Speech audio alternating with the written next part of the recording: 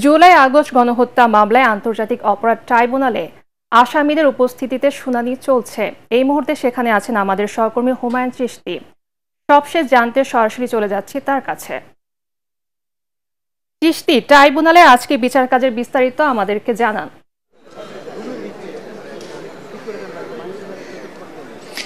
ধন্যবাদ পুনম। আপনি যেমনটি বলছিলেন যে ১৩ জন আসামিকে ট্রাইব্যুনালে হাজির করা হয়েছে এবং তাদেরকে এজলাস কক্ষে নিয়ে যাওয়ার পর বেলা ১১টার দিকে বিচারপতিরা এজলাস কক্ষে আসেন এবং তখন থেকেই আসলে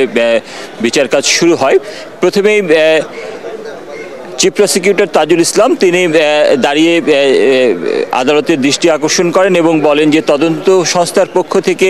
একটি আবেদন তারা করেন যে জুলাই গণহত্যার যে তদন্ত কাজ সেই তদন্ত কাজ শেষ করতে আরও সময় লাগবে এবং একই সাথে তাৎক্ষণিকভাবে ডিফেন্সের বা আসামি পক্ষে যুক্তি উপস্থাপনের জন্য অ্যাডভোকেট এহসানুল হক সমাজি এবং আবুল হোসেন অনুমতি চাইলে চিফ প্রসিকিউটর তার বিরোধিতা করেন এবং পরবর্তীতে আদালত তাদের আজকে যুক্তি উপস্থাপন বা শুনানিতে অংশ নেবেন কিনা তা জিজ্ঞাসা করলে একসময় তারা বলেন যে তারা কোনো বিতর্কে জড়াতে চান না এবং তারা শুনানিতে আজকে অংশ নেবেন না। পরে চিফ প্রসিকিউটর তাজুল ইসলাম যে দুটি আবেদনের ভিত্তিতে আজকে আসামিদের এখানে আদালতে হাজির করা হয়েছে সেই দুটি আবেদনের উপর শুনানি শুরু করেন এবং প্রথমেই তিনি সাবেক প্রধানমন্ত্রী শেখ হাসিনা এবং যে আসামিরা এখানে উপস্থিত আছেন তাদের বিরুদ্ধে কি অভিযোগ আনা হয়েছে সেই অভিযোগের বিষয়ে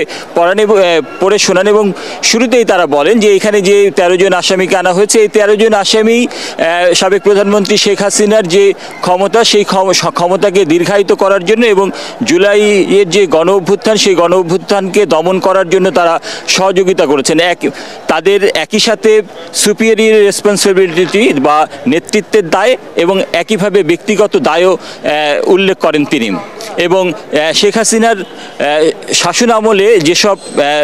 কারণে এই জুলাই গণ অভ্যুত্থান সৃষ্টি হয়েছে তার একটা পটভূমি তুলে ধরে তিনি বলেন যে সেই সময় যে বিরোধী দমন নির্বাচন ব্যবস্থাকে ধ্বংস করা,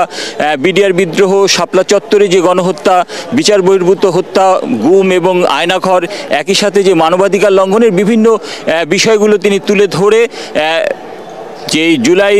ছাত্র জনতার যে গণ অভ্যুত্থান সেই গণ অভ্যুত্থানে যে দমন নিপীড়ন এবং গুলি করে মানুষকে হত্যাসহ অঙ্গহানির যে ঘটনাগুলো ঘটেছে সেই ঘটনাগুলো তুলে ধরে তিনি এই তদন্ত সংস্থার পক্ষ থেকে ২ মাসের সময় আবেদন করেন এবং এই শুনানি শেষে